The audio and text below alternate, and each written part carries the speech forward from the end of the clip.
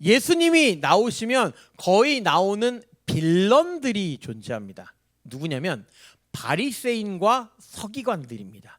요 둘은 예수님을 좀 이렇게 적대시해요.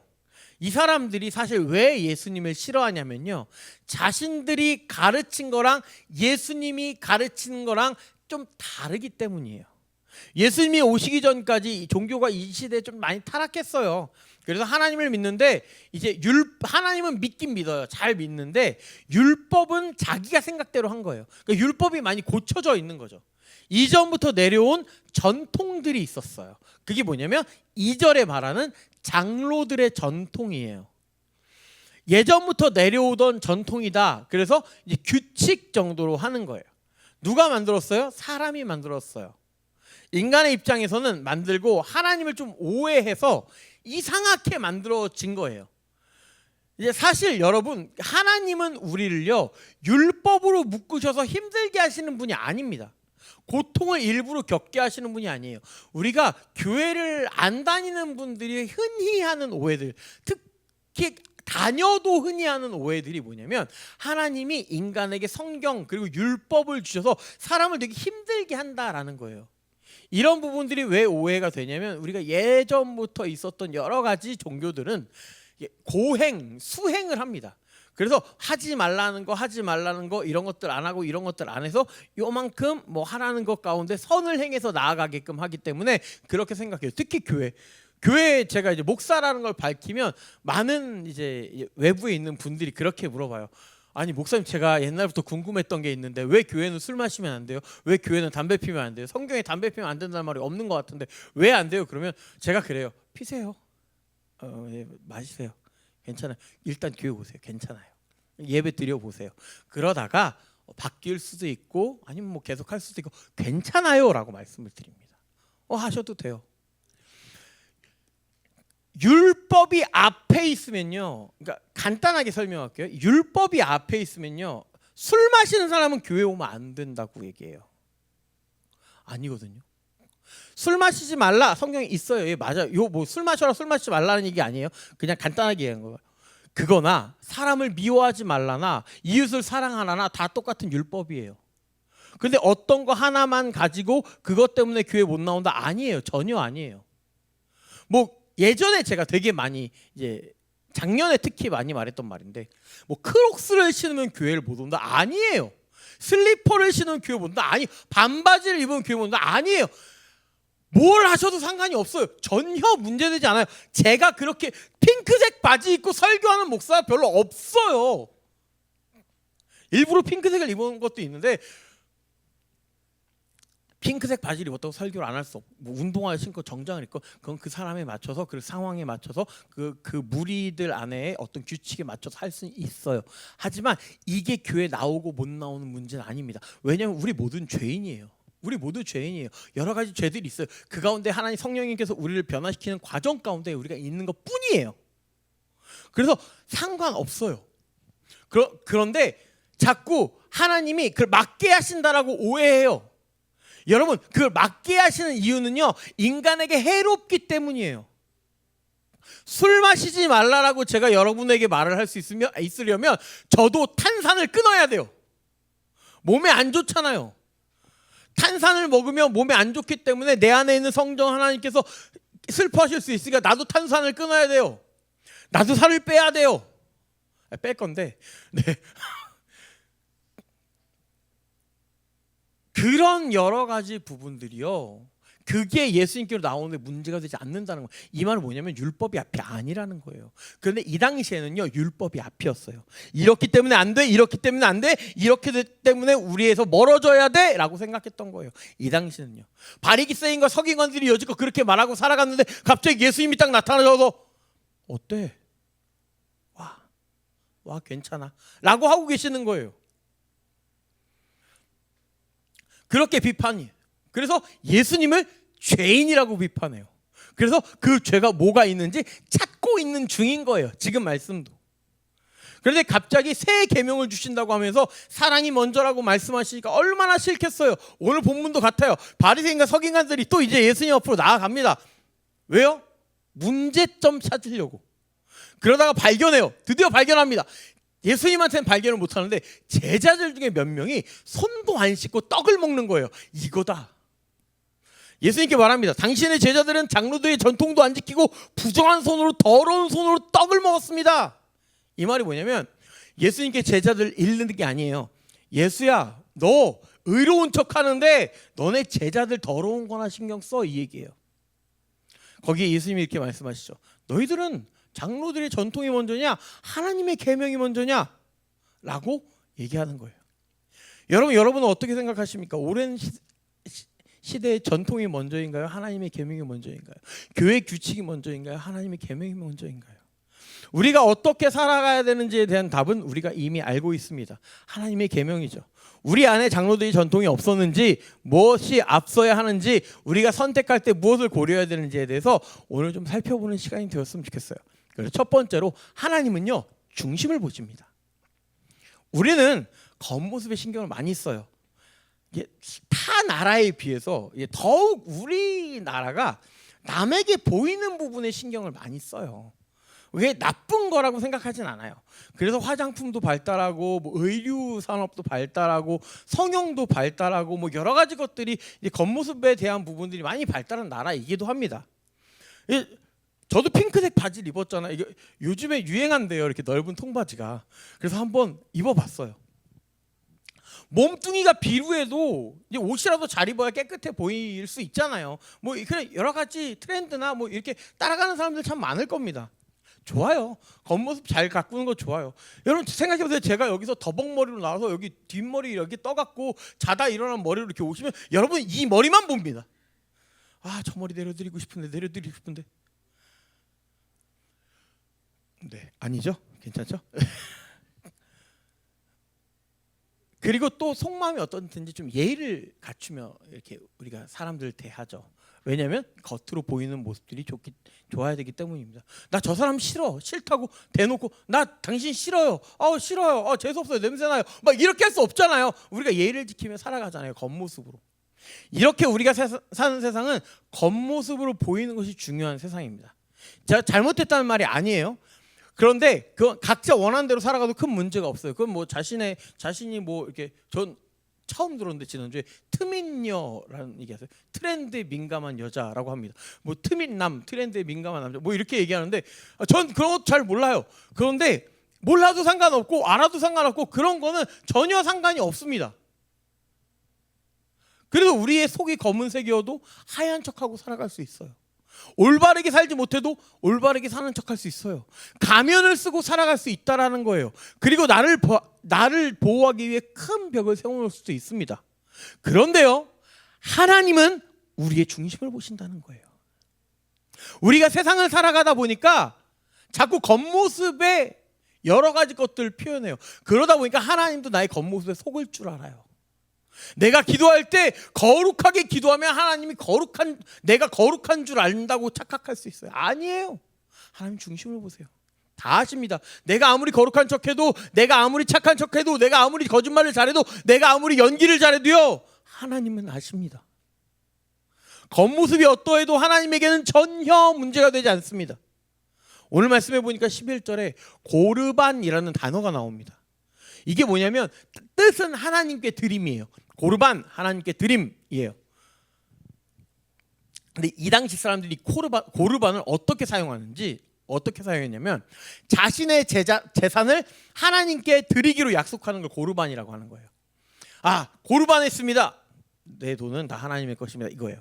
그런데 헌신 같죠. 되게 멋있어 보이죠. 그런데 사실은 부모님들이 나이가 들면 이제 자식들이 부양을 하잖아요.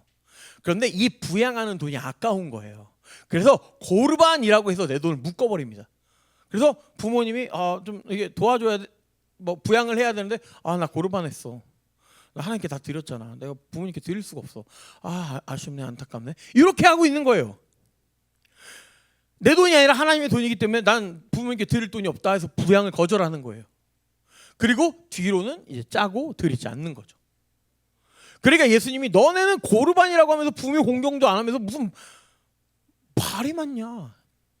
십계명의 5계명에 부모 공경하라는 말씀 왜 안 지키냐? 너네 전통이라는 게 율법보다 위에 있냐? 라고 예수님이 말씀하시는 거예요. 고르반도 장로들의 전통이거든요. 그러니까 그게 하나님보다 위에 있냐? 종교 행위로는 고르반이 참 좋아 보입니다. 겉으로는 하나님께 온전히 드리기 참 좋아 보여요. 하지만 하나님은 시꺼먼 속을 다 아신다는 거예요. 우리가 예배 드리는 것, 봉사하는 것, 성경 읽고 신앙생활하는 것들 믿음 있어 보일 수도 있어요. 하지만 만약에 내가 믿음 있는 척하고 있다거나 내 안에 텅 비어 있다라면 그건 신앙이 아니라 종교 생활이에요. 종교 행위예요. 종교 행위가 나쁘다는 얘기는 아닙니다. 시작이 종교 행위일 수 있지만 하나님은 중심을 보신다는 거예요. 하나님은 내 안에 있는 것을 보신다는 거예요. 예배 시간에 앉아있으면 막 축복받을 것 같죠. 설교 안 들어도 뭐 축도 받으면 축복받을 것 같죠. 그것도 믿음이라면 믿음일 수 있겠지만 자칫 보이기 위한 것이 중심이라면 우리의 생각을 바꿔야 된다는 거예요. 왜냐하면 하나님은 중심을 보시기 때문이에요. 하나님은 중심도 보시는 게 아니라 하나님은 중심을 보세요. 하나님한테 다 중심이 보여요. 그러니까 그냥 뭐한 척하지 말고 거짓하지 말고 깔끔하게 나오면 돼요. 신천지가 한참 난리였죠. 이 이단이 왜 문제였냐면 거짓말 때문이에요. 거짓말이라고도 안 해요. 모략이라는 단어를 써요. 모략이 선한 일이래요. 하나님이 시키신 선한 일이래요. 그러니까 거짓말이라고 쓰면 좀 그러니까 모략이라고 쓰는 거죠. 하나님이 해도 된다고 하셨대요. 거짓말하면서 전도하는 것도 전도래요. 심지어 전도하는 이유가 2명 이상 전도하지 않으면 자기가 천국을 못 가요. 그래서 자기가 천국 가려고 전도하는 거예요. 이게 무슨 신앙이에요? 종교 행위죠. 그냥 종교 행위죠. 무슨 사랑이에요? 사기죠. 아니에요. 그래서 신천지가 문제라는 거예요.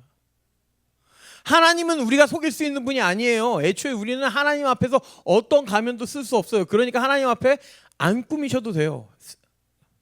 정직하게 나가면 됩니다. 내 죄가 뭐가 부끄러워요? 주님 다 아시는데요. 그냥 나오면 돼요. 그 죄 때문에 죽으셨어요. 그 죄 가지고 나오면 하나님 기뻐하시고 용서하신다는 거예요. 행위가 아니라 진실한 마음이 필요합니다. 진실한 마음 1%가 하는 척 100%보다 훨씬 낫다라는 거예요. 전도하면 천국 가고 헌금 많이 하면 하늘 쌓이고 이런 게 아니라 내 상황 다 아시는 주님, 내 마음 다 아시는 주님, 그 주님 앞에 그냥 나아가는 것, 중심을 보여드리는 것. 보이는 거랑 보여드리는 거랑 또 다르잖아요. 우리가 보여드리면 얼마나 좋아요. 있는 그대로 보여드리고 있는 그대로 대화합시다. 종교행위에서 벗어나 정말로 하나님 앞에 나아가 보세요. 내가 믿음 없어도 그것조차 숨기지 마세요. 하나님 나 믿음 없어요 라고 얘기하세요. 괜찮아요. 그거 뭐라고 하시는 분 아니에요. 왜냐면 믿음은 하나님이 주신 선물이거든요. 하나님이 안 주셨는데 믿음이 어떻게 있어요. 하나님 주셔야 했죠. 그러니까 하나님 나 믿음 없어요 라고 얘기하는 거 당연한 거예요. 하나님 연약해요. 하나님 계속 넘어져요. 하나님 나 좀 도와주세요. 괜찮아요. 계시다면 도와주십시오. 나 하나님 없으면 아무것도 안 될 것 같습니다. 도와주세요라고 해도 돼요. 그렇게 중심을 보시는 하나님 앞에 우리가 나아가야지 겉으로 보는 바리새인과 서기관들 같은 모습을 하지 않았으면 좋겠다라는 말입니다. 두 번째로 우리가 알 수 있는 건 하나님은 성경을 통해서 말씀하신다는 거예요. 이게 되게 중요한데요. 중심을 보시는 하나님이라고 했잖아요. 근데 그 하나님이 우리에게 말씀하실 때 어떤 특별한 기적을 사용하시는 경우는 참 드뭅니다. 없진 않아요. 있을 거예요. 있긴 하는데 많지 않아요. 왜냐하면 이미 성경을 완성하셨거든요. 우리 성경을 특별 계시라고 얘기합니다. 특별하게 계시하신 거예요. 이미 성경을 성경 자체가 특별 계시예요. 2000년이 지났는데도 이 말씀을 중심으로 생각하면 길이 다 보이잖아요. 이 성경이 참 많은 것들을 우리에게 보여주시잖아요. 오늘 말씀에도요. 예수님 6절 보니까 이사야 말씀 인용하고요. 10절에도 모세를 말씀하시면서 모세 오경을 통해서 말씀하십니다. 그러니까 예수님조차도요. 구약 성경을 가지고 얘기하셨어요. 말씀하셨어요. 예수님조차 갑자기 없던 말씀 지어내시는 게 아니라는 거예요. 있는 구약의 말씀 잘 설명하신 거예요. 새 계명을 너에게 주는 이게 새 계명 같죠. 그런데 제대로 그 계명에 대해서 한 번 더 말씀하시는 거예요. 10계명 1계명부터 4계명이 뭐예요? 하나님을 사랑하라. 너희는 하나님을 사랑하고 5계명부터 10계명이 뭐예요?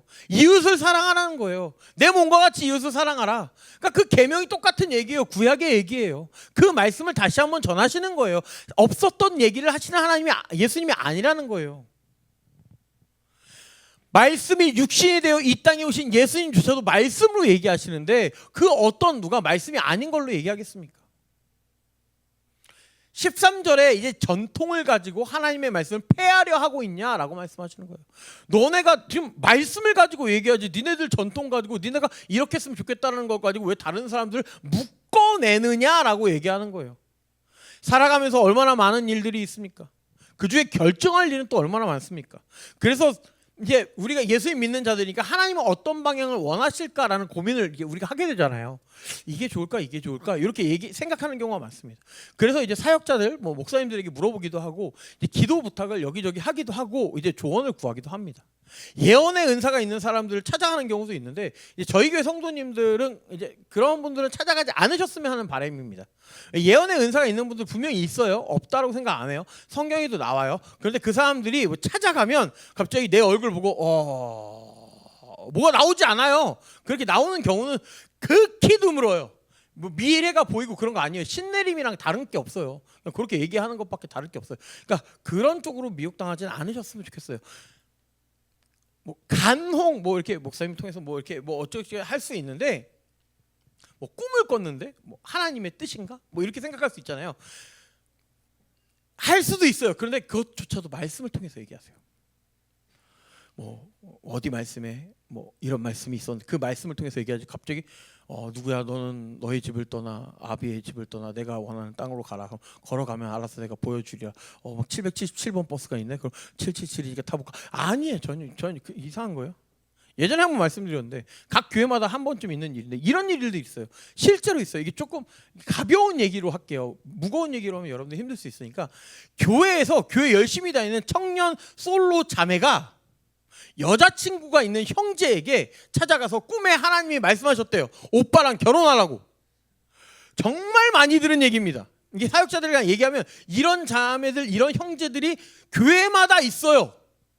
그래서 진지하게 생각해 보라고 했대요. 그러면 이제 대부분의 이제 사역자 목사님들은 이렇게 얘기하십니다. 진짜 하나님이 말씀하셨으면 그 형제에게도 동일하게 나타나셨을 거야. 왜 너한테만 나타나셨겠니? 아깝게 뭐 이렇게 뭐 아끼시는 것도 아니고 서로에게 나타나셨겠지라고 얘기하죠. 아니에요. 여러분, 무슨 자매에게만 일방적으로 말씀하세요. 오해하지 말고 잘 들으세요.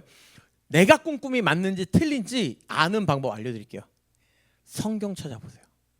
성경에 없는 얘기면 아닌 게 맞아요. 거의 아니에요. 그리고 내가 그거 무시하면 계속 오겠죠. 뭐 나한테, 그 형제한테 오겠죠. 근데 거의 아니에요. 우리가 평소에 성경을 읽고 있으면 조금 더 쉽겠지만 우리가 가장 큰 문제는 말씀을 읽지 않는다는 거죠. 근데 내가 뭘 찾겠으면 목사님께 물어보시고요. 뭐 저한테 물어보시고, 저한테 물어보는 것도 이제 조금 좀 부끄럽다. 챗 GPT한테 물어보세요. 진짜로 그렇게라도 물어보세요. 이게 말씀에 있니?라고라도 물어보세요. 그게 이제 이단들의 것들도 갖고 와서 문제가 될 수 있으니까 이제 전체적인 부분은 좀 조심하셔야 되는 부분이 있는데, 그래도 이 말씀이 성경에 있니 정도 물어보면 대답 잘해요. 저보다 나아요. 제가 할 일이 그거잖아요. 웬만하면 저한테 연락 주세요. 평소 성경에 보면 천사들이 막 와서 말하고 막 얘기하고 누구야 뭐 이렇게 얘기하잖아요. 없어요. 그런 거의 없다고 봐요. 예수님 오시기 전에, 성경이 이제 완전해지기 전에 이제 예수님 여러 기적을 통해서 그렇게 하신 거예요. 그때. 그리고 신약부터는 예수님이 말씀하셨죠. 그 말씀을 중심으로 오늘날까지 우리가 성경을 가지고 있죠. 그리고 우리 안에 성령님께서 함께 하시죠. 그렇게 우리가 이끌어 가실 거예요. 그래서 지금 천사들이 안 보이는 거예요. 우리한테 안 보이는 거, 보일 필요가 없으니까. 성경을 통해 우리는 알 수 있게 됐어요. 성경을 중심을 삼아야 돼요. 말씀이 중심이 돼야 돼요. 하나님은 우리가 어떻게 살아야 하는지, 어떤 선택을 해야 하는지 알려주시기 위해 성경을 기록하신 거예요. 그래서 우리가 평소에 말씀을 봐야 된다라는 거예요. 교회에서 계속 말씀 읽으세요, 말씀 많이 읽으세요, 매일매일 말씀 읽는 생활하세요 이렇게 얘기하는 이유는 말씀을 통해서 얘기하시기 때문이에요. 하나님과 커뮤니케이션을 하려면 우리가 말씀을 읽을수록 더 좋아요. 이런 경우는 있겠죠. 내가 성경을 참 안 읽으니까 하나님 너무 답답한 거예요. 그래서 내 꿈에 나타나서 제발 성경 좀 읽어라라고 하시거나, 뭐 이제 말씀을 통해서 얘기하실 수는 있겠죠. 다른 사람 꿈에 나타나서 말씀하시는 경우는 드물어요. 뭐 가족인 경우는 뭐 그럴 수 있겠지만 드물어요. 이런 경우는 실제로 봤어요. 혹시 오해할까봐 조금 더 얘기하면, 내가 꿈을 꾸는데 알아듣지 못해서 하나님이 주위에 믿을 만한 사람들 꿈에 나타나셔서 내 마음에 그런 생각을 주거나 그 사람에게 말을 할 수 있어요. 그런데 그게 대부분 성경이 중심이에요. 원래 있는 말씀이에요. 그러니까 그렇게 하나님의 계명에 어긋나지 않는 것이라면 그거 순종하는 건 좋아요. 그런 부분은 좋지만 정말 조심하셔야 된다라는 거예요. 왜냐면 그것만 쫓아가거든요. 한번 그런 은혜가 있으면 그것만 쫓아가요. 그래서 눈에 보이는 것만 쫓아가요. 하나님을 쫓아가야 되는데 내려오는 부스러기만 쫓아가게 돼요. 그런 부분은 좋지 않습니다. 그리고 하나님은 말씀을 통해서 얘기하세요. 물론 성령의 은사는 분명하게 있습니다. 그런데 이제 성경에는 필요에 의해서 주신다라고 분명히 기록되어 있어요. 그리고 그 모든 은사의 중심은 성경이 있어요. 말씀을 전하는 자가 성경 읽어놓고, 제가 예를 들어 성경 읽어놓고 성경 얘기 안 하면 그거 잘못된 거예요. 예수님도 성경 근거로 말씀하셨는데 어찌 설교자가 그렇게 내 말하다가 성경을 끼워 넣어요. 그건 좀 아니에요. 성경은 성경대로 읽어놓고 내 얘기만 하시는 경우에는 웬만하면 피하세요. 말씀을 얘기해야 돼요. 전 자극적인 말씀을 좀 전하지 않으려고 해요. 웬만하면 예를 많이 드는 이유도 그거예요. 공감 가는 말, 저는 공감을 잘 못합니다. 네. 공감 가는 말, 뭐 위로하는 말, 뭐 이런 것들보다는 하나님의 말씀을 정말 쉽게 그냥 풀어서 설명하고 싶어요. 저희 교회는 그게 저는 제일 잘할 수 있는 부분이기 때문에 하고 있는 거예요. 그러니까 여러분도 말씀 전하는 저를 위해서 기도해 주셔야 되는 부분이 이런 이유예요. 제가 하나님 말 안 전하고 다른 얘기 전할 수 있으니까 기도해 달라는 거예요. 하나님 말씀 잘 전할 수 있게 해달라고. 내가 하고 싶은 얘기가 아니라 정말 성경 말씀 전하는 사람 되게 해달라고. 제가 지난 주간에 우리가 큰 일이 있었잖아요. 나라에서.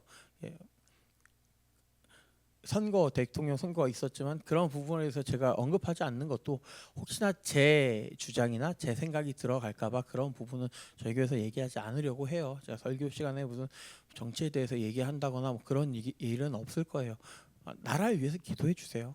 대통령을 위해서 기도해 주시고, 그리고 우리는 기도하는 사람이 됩시다. 저는 그걸 가지고 뭐 이렇게 제 생각을 말하고 싶지 않아요. 성경 말씀 어디 끌어다 들여서 그 사람에 대해서 막 얘기하고 싶진 않아요. 그러니까 이런 부분들이 있으니까요.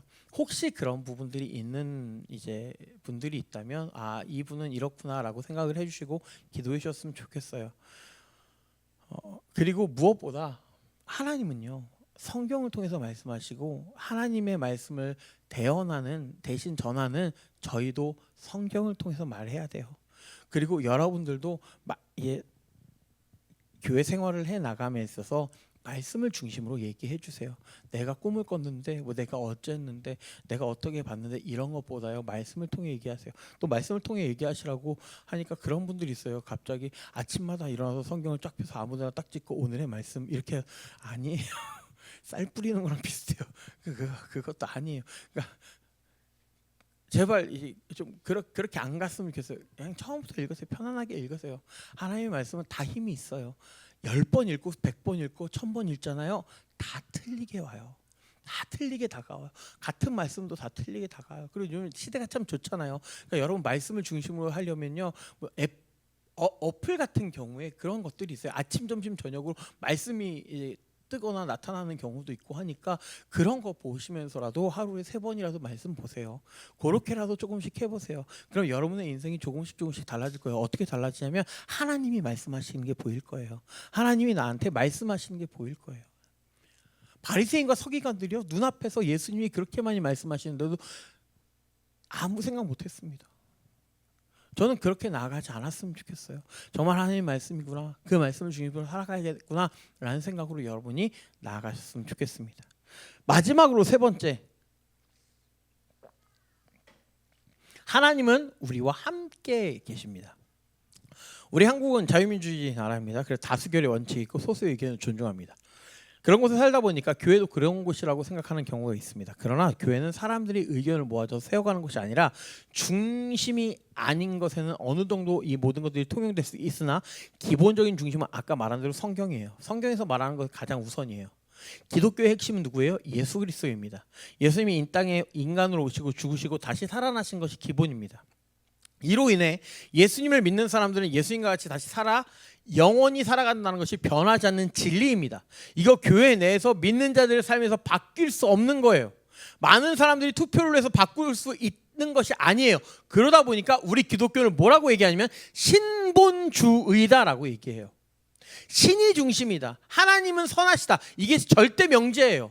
하나님은 선하세요. 그리고 선하신 하나님을 쫓아가는 우리들의 행할 길들을 밝혀주시는 거예요. 하나님이 맞다 하면 맞는 거고 악이라 하면 악이라는 겁니다. 예수님이 말씀하시면 그게 맞는 거예요. 소수의 의견을 주교하게 여기거나 다수가 맞거나 한 것은 하나님의 말씀 앞에서는 전혀 의미가 없습니다. 그런데 문제는 뭐냐면 교회의 규칙입니다. 색깔이라고도 합니다. 교회마다 다를 수 있고 뭐 어떤 공동체마다 다를 수 있습니다. 사람들이 모이다 보니까 그에 맞는 규칙을 만들기도 합니다. 이거 본질적인 것은 아니지만 교회에 참 필요한 것들이 있습니다. 예를 들어서 우리가 예배의 순서를 정하는 것과 여러 가지 것들도 그런 규칙 중에 하나일 수 있습니다.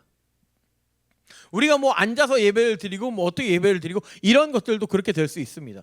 규칙이 있는 이유는 성도들을 보호하는 것입니다. 그리고 올바른 신앙생활을 하게 하는 것입니다. 상황에 따라서 사람에 따라서 변할 수 있는 것입니다. 그래서 요번에 뭐 교회 예배 시간 10시 30분에서 뭐 11시로 바꾸는 것도 전혀 그런 부분에서 문제가 없습니다. 성경에 뭐 11시에 예배 드리라 10시 반에 예배 드리라 없습니다. 괜찮아요. 그래서 바꿀 수도 있어요. 이런 것들은 그냥 교회의 색깔입니다.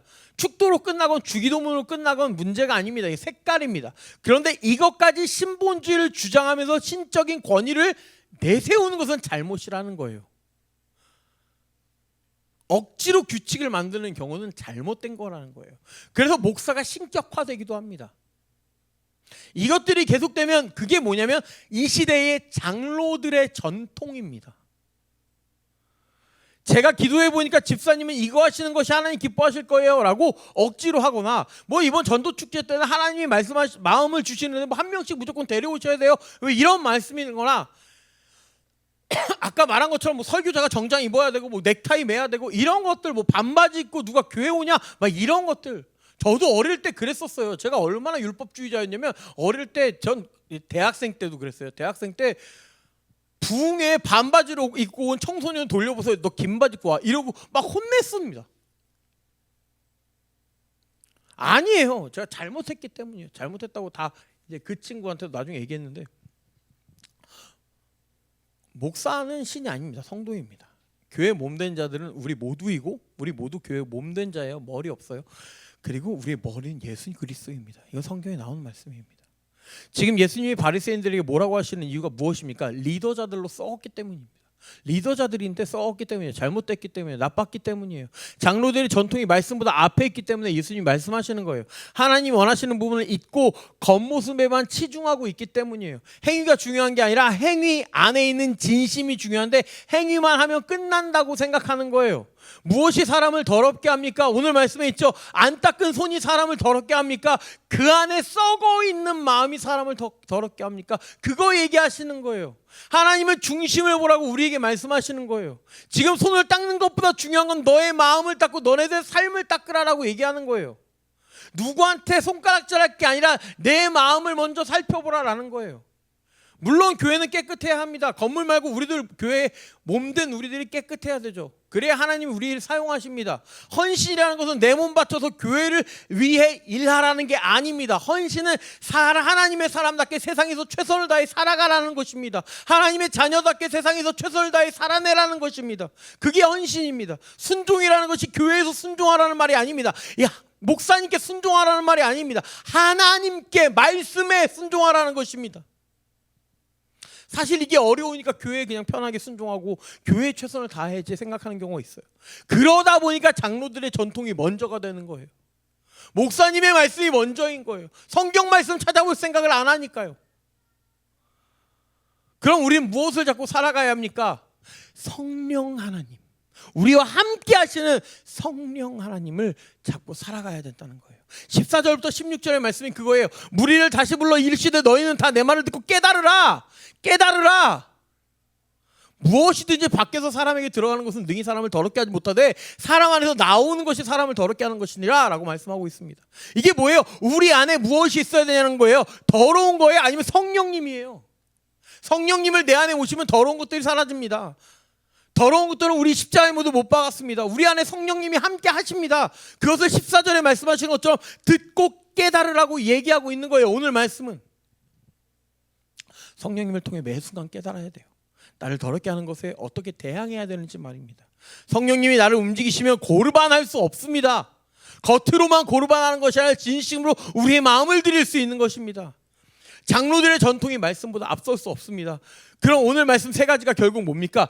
중심을 보시는 하나님, 성부 하나님, 말씀으로 찾아오시는, 성경으로 찾아오시는 육신 되어 이 땅에 오신 예수 그리스도, 우리와 함께 하시는 성령 하나님, 하나님 중심, 성경 중심, 성령 중심이라는 거예요.